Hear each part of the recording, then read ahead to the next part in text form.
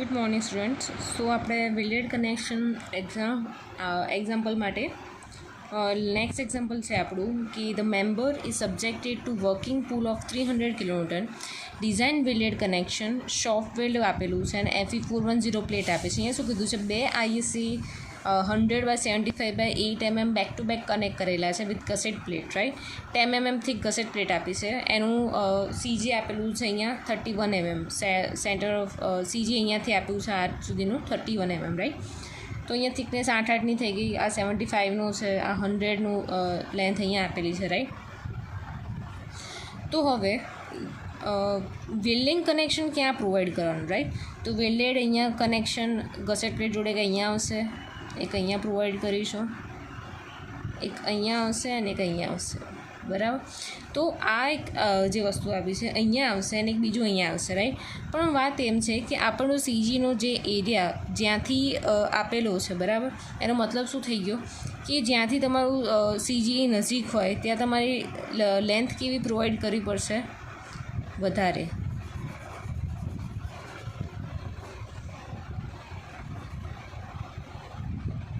ખ્યાલ આવ્યો. અને જ્યાં તમારું સેન્ટર ઓફ ગ્રેવિટી દૂર હશે તો ત્યાં વેલ્ડેડ કનેક્શનની જરૂર ક્યાં પડશે, ઓછી. મતલબ બંને જે લેન્થ છે એમાં કેટલો આવી ગયો ડિફરન્સ. સપોઝ આ આપણે અઝ્યુમ કરીએ L1 છે, લેન્થ ઓફ વેલ L1 અને આ આપણે પ્રોવાઈડ કર્યું છે L2. ડિફરન્સ કેમ આવ્યો? કારણ કે અહીંયા CG પ્રોવાઈડ કરેલું છે. અત્યાર સુધી આપણે શું કરતા હતા કે બધું ઇક્વલ પાર્ટમાં આપણે અત્યાર સુધી બંનેમાં ડિવાઈડ કરી નાખતા હતા, રાઈટ. કારણ કે આપણી જોડે એક સિમ્પલ પ્લેટ જ હતી. અહીંયા શું આપણે એંગલ સેક્શન આપ્યું છે કે જ્યાં તમને CG અહીંયા આપેલું છે કે સેન્ટરથી જ્યાં તમારું જે સેન્ટર ઓફ ગ્રેવિટી જે બી હોય એ તમારા જે બી લેન્થ જે ભાગ બાજુ વધારે આપેલી હોય, સપોઝ 31 mm અહીંયા સેન્ટરથી અહીંયા આપેલી છે, રાઈટ. તો મતલબ જેનો આનું ડિસ્ટન્સ કેવું થઈ ગયું, વધારે છે અને આનું ઓછું છે. તો જે બાજુ ઓછું ડિસ્ટન્સ હોય ત્યાં આપણે કેવી વધારે લેન્થ પ્રોવાઈડ કરીશું અને જ્યાં વધારે હોય ત્યાં ઓછું પ્રોવાઈડ કરીશું, રાઈટ. તો હવે સિમ્પલ લોજિક તમે અહીંયા વિચારો કે આ જે આખો એંગલ સેક્શન જે આપેલું છે, રાઈટ.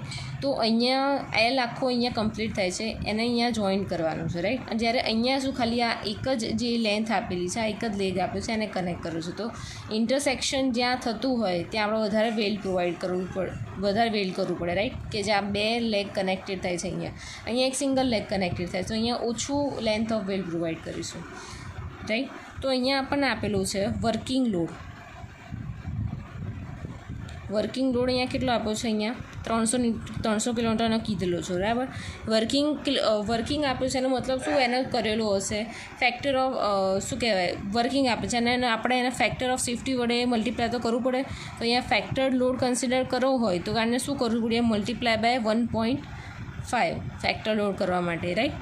તો આ થઈ જશે 450 કિલોમીટર, રાઈટ. તો આ જે લોડ આપ્યો છે 450 kilonewton load is being carried by this both ISA angles, right. So load આ બે માટે કન્સિડર કર્યો છે. તો સિંગલ ISA સેક્શન માટે કેટલો હશે, તો કે load on one angle section is equal two 450 divided by 2 is equal to 225 kilonewton. કેટલો કેરી કરશે, તો કે એક ISA સેક્શન જે આ લોડ ટોટલ આપ્યો હતો એ શેની માટે હતો, બંને ISA માટે હતો. આપણે શેને કન્સિડર કરી નાખ્યો અને સિંગલ માટે 225 કિલોમીટર લોડ કેરી કરતો હશે. સો નાઉ અહીંયા નોટ કરી રાખજો કે here we are using 2 plates having different thickness, right. કે બંને પ્લેટની આપણે થિકનેસ કેવી હશે, અલગ હશે, રાઈટ. તો અલગ એની માટે કઈ મેક્સિમમ સાઇઝ અને મિનિમમ સાઇઝ ઓફ વેલ્ડ લેવું. કેમ અલગ સાઇઝ આવી, કારણ કે અહીંયા આપણને શું કીધું છે કે ISA માટે થિકનેસ શું છે, 8 છે, જ્યારે થિકનેસ ઓફ ગસેટ પ્લેટ કેટલી છે, 10 mm. તો બંનેની થિકનેસમાં ફેર પડી ગયો, રાઈટ. ડિફરન્સ છે બંનેની થિકનેસ. તો એની માટે આપણે સાઇઝ ઓફ વેલ્ડ કયું લેવું, તો અહીંયા લખીએ અહીંયા કે ફિલેટ વેલ્ડ, રાઈટ. અહીંયા નોટ લખી દેજો એક, minimum size of weld is governed by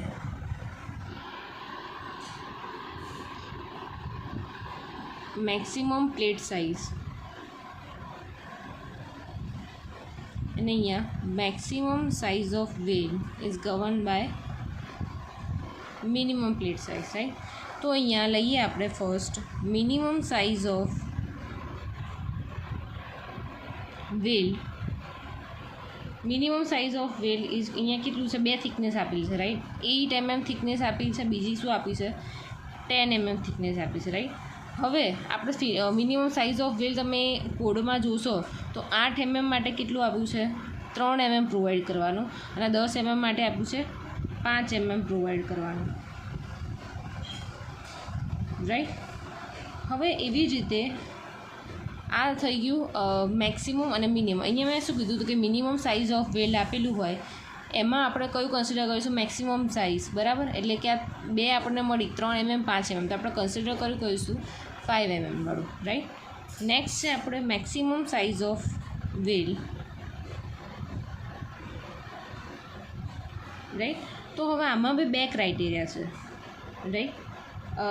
2 criteria કેવી રીતે, ફર્સ્ટ જે છે એ શેની માટે છે, રોલ્ડ એજ માટે, અને સેકન્ડ શું છે, સ્ક્વેર એજ માટે, બરાબર. કે સ્ક્વેર એજ પર કયું વેલ પ્રોવાઈડ કરવું અને રોલ્ડ એજ પર કયું પ્રોવાઈડ કરવું. હવે સ્ક્વેર અને રોલ શું છે, તો કે સપોઝ આ તમારો આઈએસ એંગલ સેક્શન છે, રાઈટ, અને આ તમારી કંઈક ગસેટ પ્લેટ છે. તો આ એજ અહીંયા જે પ્રોવાઈડ કરવાનું છે એ એજ કેવી છે, સ્ક્વેર છે, રાઈટ. તો આ કેવી કહેવાય, સ્ક્વેર એજ. જ્યારે આ જે છે એ કેવી કહેવાય, રોલ્ડ, રાઈટ. તો અહીંયા બંને જગ્યાએ અલગ અલગ ટાઈપના એના ક્રાઇટેરિયા બી અલગ અલગ આપેલા છે, રાઈટ. તો એ અહીંયા આપણે લખીશું. રોલ એજ માટે આપેલું છે 3/4 મલ્ટીપ્લાય બાય એની થિકનેસ. તો 3/4 મલ્ટીપ્લાય બાય આઈએસ એની થિકનેસ આપી તમને 8, રાઈટ. તો અહીંયા તમારો આન્સર આવશે 6 mm. જ્યારે સ્ક્વેર એજ માટે આવશે, હવે સ્ક્વેર એજમાં અહીંયા રોલ એજ માટે એક જ વસ્તુ હતી કે 3/4 મલ્ટીપ્લાય બાય થિકનેસ. જ્યારે સ્ક્વેર એજ માટે 2 ક્રાઇટેરિયા, બરાબર. આપણને 2 થિકનેસ આપેલી છે, તો એક છે 8 અને બીજી થિકનેસ આપી છે 10. હવે maximum size of well find કરતા હોય ત્યારે તમને ખ્યાલ આવે કે આપણે શું કરતા હતા, -1.5 જેવી થિકનેસ આપી હોય, -1.5 -1.5.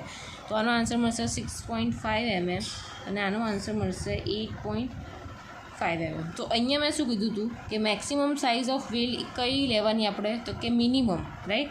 તો આ ત્રણેયમાંથી મિનિમમ કઈ છે, તો કે 6 mm, બરાબર.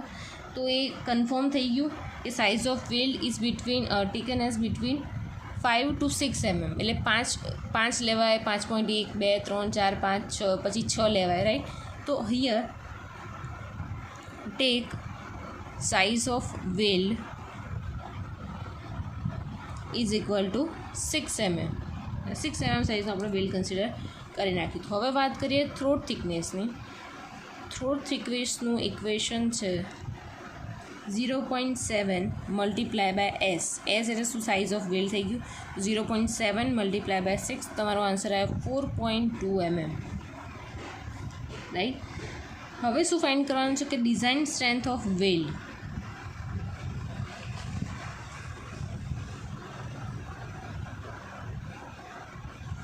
તમને ખ્યાલ હોય તો મેં તમને કીધું હતું આગળના એક્ઝામ્પલમાં કે design strength of weld is equal two load on angle section, right. તમારો જે લોડ જે લાગ્યો એંગલ સેક્શન પર એ આપે. તો પહેલાં આનું ઇક્વેશન તમને ખબર છે, LW વાળું, રાઈટ. આનું ઇક્વેશન હતું FU/√3 gamma MW multiply by એની થ્રોટ થિકનેસ મલ્ટીપ્લાય બાય એનું length of weld is equal to તમારો લોડ આપો 225 કિલોન્યુટન. તો કિલોન્યુટન ન્યૂટનમાં કન્વર્ટ કરે તો મલ્ટીપ્લાય બાય 1000 થાય. તો અહીંયા FU તમને આપેલું છે 410, રાઈટ, √3. ગામા તમને શું આવે, તો અહીંયા આપણને કયું પ્રોવાઈડ કર્યું છે, વેલ, શોપ વેલ છે. તો શોપ વેલ માટે કેટલું આવશે, 1.25. થ્રોટ થિકનેસ તમને મળી ગઈ 4.2. લેન્થ ઓફ વેલ તમને ખબર છે નહીં, રાઈટ. અને તમારું આ આપેલું છે 225 મલ્ટીપ્લાય બાય 1000. તમારો LW ફાઇન્ડ આઉટ કેટલો થશે, 283 mm, રાઈટ. શું તમારી વેલની ટોટલ વેલની સાઈડ આવેગી 283 mm, રાઈટ. LW મળી ગયો, આ તમને આન્સર મળી ગયો. હવે અહીંયા શું એક નોટ લખી દેજો કે here CG is on this upper side, right. Here CG is provided in the upper side. So the CG of the connection is remain and should not change after the welding. એનું વેલ્ડિંગના લીધે કોઈ જ એનું CGમાં changes આવશે નહીં, right. હવે આપણને અહીંયા મળી લેન્થ ઓફ વેલ્ડ, રાઈટ. અહીંયા શું કહે છે કે તમારી ડિઝાઇન સ્ટ્રેન્થ ઓફ વેલ્ડ તમે અહીંયા LW ફાઇન્ડ આઉટ તો કરી નાખે, પણ અહીંયા LW જે આવ્યું આ તમને શું કહે છે કે એટલીસ્ટ તમારા જે લેન્થ ઓફ વેલ્ડ હોય એ કેવું હોવું જોઈએ, એટલીસ્ટ મિનિમમ 283 mm હોવું જોઈએ. પણ ભલે તમે પછી એના કરતાં થોડી વધારે સાઇઝ કેમ ના પ્રોવાઈડ કરો, રાઈટ. તો આ ખાલી ક્રાઇટેરિયા માટે આપણે ફાઇન્ડ આઉટ કર્યું છે. હવે મેઇન વસ્તુ શું છે, આપણે ફાઇન્ડ આઉટ શું કરવાનું છે તો કે L1 અને LW, L1 અને LW, રાઈટ. તો અહીંયા આપણને આપી દીધું, સપોઝ આની પર અહીંયા લોડ લાગે છે P1 ફોર્સ, P2 ફોર્સ, બરાબર. અહીંયા આપણને કીધું છે કે આપણને ઓલરેડી ત્યાં 300 કિલોમીટરનો લોડ તો લાગે જ છે, રાઈટ. પણ આપણે અહીંયા શું કન્સિડર કરવું છે કે 300 કિલોમીટરનું આપણે કર્યું કે ફેક્ટર લોડ 450 ન્યૂટનનો, અને અહીંયા આપણને મળ્યો 225, રાઈટ. તો અહીંયા હશે તમારો 225 કિલોમીટર પર એક એંગલ સેક્શન માટે, બરાબર. તો આપણે ફાઇન્ડ આઉટ કરીશું. અહીંયા P1 થઈ ગયું, P2 આપી દીધું, અહીંયા 16, અહીંયા પોઈન્ટ આપ્યો A, અહીંયા પોઈન્ટ આપ્યો B, બરાબર. તો અહીંયા આપણે શું કરીશું, ફર્સ્ટમાં અહીંયા પહેલાં લઈશું મોમેન્ટ અબાઉટ, સૌથી પહેલાં શું લઈશું કે મોમેન્ટ અબાઉટ B લઈશું, રાઈટ. તો મોમેન્ટ અબાઉટ B લઈશું. તો મોમેન્ટ અબાઉટ બીમાં કોઈ P2 ફોર્સ છે, સોરી મોમેન્ટ અબાઉટ પહેલાં આપણે A લઈ લઈએ, રાઈટ. એ પોઈન્ટ જ્યાં તમારું લેન્થ ઓફ વેલ્ડ વધારે હોય ત્યાંથી તમારે શું લઈ લેવાની, મોમેન્ટ લઈ લેવાની, રાઈટ. અહીંયા શું આપ્યું છે 31 mm. આપણો ટોટલ આઈડિયો કેટલો છે, આઈડિયો ટોટલ છે આપણને આવેલો છે 100, બરાબર. તો 100 માં 31 બાદ કરો તો અહીંયા કેવું આવશે 69 આ ડિસ્ટન્સ, રાઈટ. તો મોમેન્ટ અબાઉટ એ લો છો તો શું આવશે, અહીંયા P2 ફોર્સ અને અહીંયા આ જે મેઇન ફોર્સ આપ્યો છે આ બે કન્સિડર થશે. તો અહીંયા આવશે P2 મલ્ટીપ્લાય બાય એનું ડિસ્ટન્સ કેટલું છે ત્યાંથી 69 ઇઝ ઇક્વલ ટુ 225નો લોડ મલ્ટીપ્લાય બાય એનું અહીંયાથી ડિસ્ટન્સ કેટલું છે 31. તો અહીંયા આવશે 31. તો તમારો P2 ફોર્સ જે છે મળશે કંઈક something 101.08 kilo newton P2 force મળશે. એવી રીતે P1 કેટલો થશે, તો P1 આપણને ખબર પડે એક લોડ મળી ગયો, બરાબર. આપણને ટોટલ લોડ આપ્યો છે 225નો, એમાંથી 101.08 બાદ કરશો તમને સેકન્ડ ફોર્સ મળી જશે P1, એટલે એનો છે 123.92 કિલો ન્યૂટન. આ મળ્યો તમને P1 મળી ગયો, P2 મળી ગયો. હવે બંને વેલ્ડ માટે અલગ અલગ આપણે ઇક્વેશન અપ્લાય કરીશું કે P1 is equal to LW multiply by throat thickness multiply by FWD, right. હવે આપણે અહીંયા શું ફાઇન્ડ કરવાનું છે કે LW1 ફાઇન્ડ આઉટ કરવાનું. તો શું આવશે P1 divide by throat thickness multiply by FWD. તો P1 શું છે તમારું, P1 આપણે ઉપર ફાઇન્ડ આઉટ કર્યું 123.92 મલ્ટીપ્લાય બાય કિલોમીટરનું ન્યૂટનમાં કરંટ કરીએ તો મલ્ટીપ્લાય બાય 10⁻³ થ્રોટ થિકનેસ તમને ફાઇન્ડ આઉટ કરી કેટલી 4.2 મલ્ટીપ્લાય બાય આપણો FWD છે શોપ વેલ્ડિંગ માટે 189 છે, રાઈટ. તો આનો આન્સર આવશે 156 mm લેન્થ LW1. એવી જ રીતે આપણે P2 ફાઇન્ડ આઉટ કરીએ તો LW2 multiply by TT multiply by FWD. તો LWT ફાઇન્ડ આઉટ કરવા માટે શું આવશે P2 divide by throat thickness multiply by FWD, right. P2 તમને કેટલું મળ્યું છે 101.08 multiply by 10⁻³ divide by throat thickness 4.2 FWD છે 189, રાઈટ. તો તમારો આન્સર આવશે અહીંયા સમથિંગ 127.33 mm. આ થઈ ગયો તમારો LW2. હવે અહીંયા આપણે પ્રોવાઈડ કર્યા છે એન્ડ રિટર્ન્સ. તો એન્ડ રિટર્ન્સ માટે શું ઇક્વેશન છે તમને ખ્યાલ છે, એન્ડ રિટર્ન પ્રોવાઈડ કરવા માટે ઇક્વેશન છે 2 multiply by size of weld. અહીંયા આપણો સાઇઝ ઓફ વેલ્ડ છે એ છે 6 mm પ્રોવાઈડ કર્યું તો અહીંયા આવશે તમારું 12 mm. તો તમારી મેઇન શું થશે LW1 ઇક્વલ ટુ 156 + 12, જ્યારે અહીંયા LW2 તમારી શું થશે 127.33 પ્લસ 12, તો આનો આન્સર તમને મળશે કંઈક 168 mm, અને અહીંયાનો આન્સર મળશે 143 mm. આ મળી ગયું LW1 LW2, રાઈટ. મેઇન તમારે શું ફાઇન્ડ આઉટ કરવાનું હતું, LW1 અને LW2, બરાબર. કે તમને ટોટલ લેન્થ ફાઇન્ડ કરવાની LW આગળ પહેલેથી ફાઇન્ડ કરવાની કીધી નથી. આ મેં તમને શેની માટે ઇક્વેશન મૂકીને સમજાયું, કારણ કે તમને ખબર હોવી જોઈએ કે તમે જે લેન્થ ઓફ વેલ ફાઇન્ડ કર્યું એનું સાઇઝ, રાઈટ. પ્રેક્ટિકલ લાઈફમાં જ્યારે LW1 પ્લસ LW2 કરશો તો આ કંઈક સપોઝ આ બેનો સમેશન કરશો તો કંઈક 311 કિલો mm જેટલું આવશે, રાઈટ.